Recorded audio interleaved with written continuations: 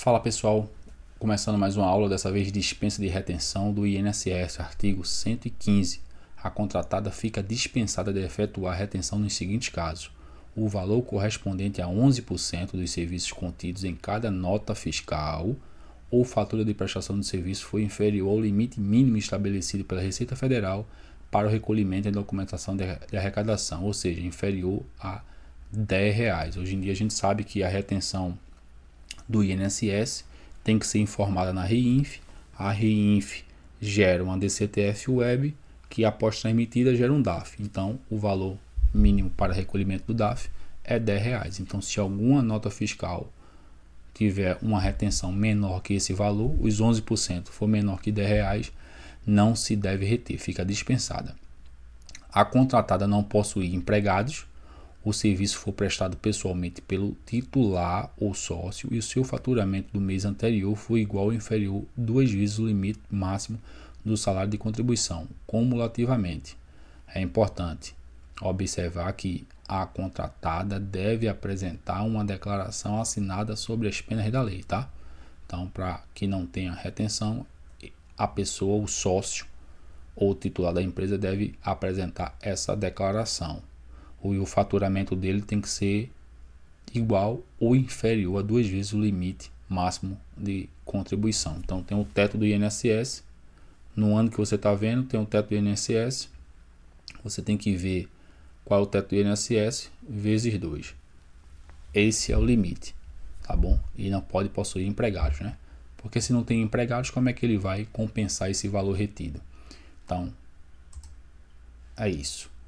Terceiro, a contratação envolver somente serviços profissionais relativos ao exercício da profissão regulamentada por legislação federal ou serviços de treinamento e ensino definidos no inciso 10 do artigo 112, desde que prestado pessoalmente pelos sócios, sem o concurso de empregados ou de outros contribuintes individuais. Importante isso aqui: a contratação envolver somente serviços profissionais relativos ao exercício da profissão regulamentada. E aqui tem os conceitos tem as profissões regulamentadas. A gente colocou aqui segundo a legislação federal. Tá bom, pessoal? Então esse foi o artigo 115 que fala da dispensa de retenção. Vamos ver na legislação mesmo o artigo 114, que fala dos casos não sujeitos à retenção. Vamos lá estudar eles também. Então, turma, agora dos casos não sujeitos à retenção. A gente viu os casos de dispensa de retenção, agora os casos não sujeitos à retenção. Não se aplica a retenção do que trata o artigo 110, a contratação de serviços. Primeiro, prestado por trabalhadores avulsos por intermédio do sindicato da categoria ou de órgão, mediante contrato de empreitada total, conforme definição estabelecida no inciso 3º da Instrução Normativa 2021. A gente vai ver isso também em detalhe.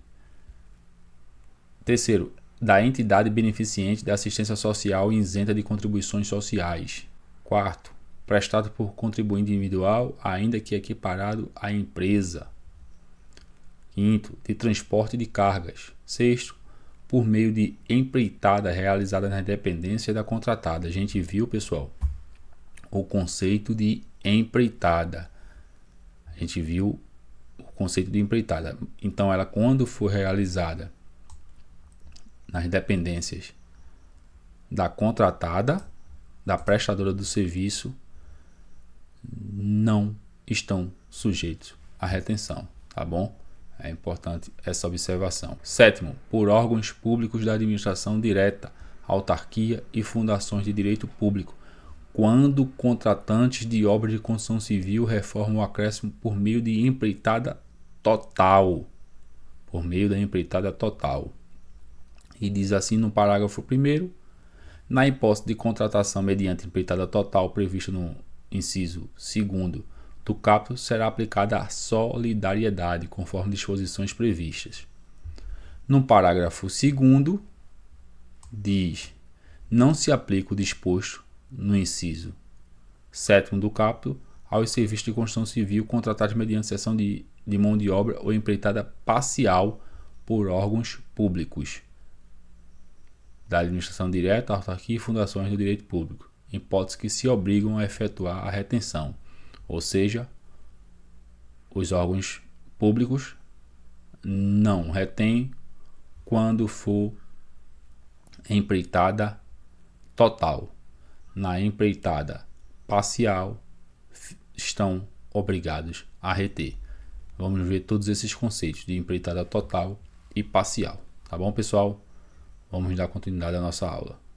Então, pessoal, aquele momento que a gente já conhece, aquele pulo do gato, aquela dica bônus aí para a gente entender melhor as retenções.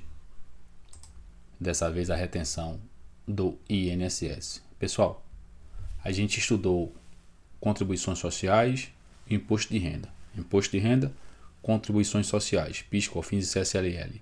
A gente viu a característica dessas retenções, serviços intelectuais.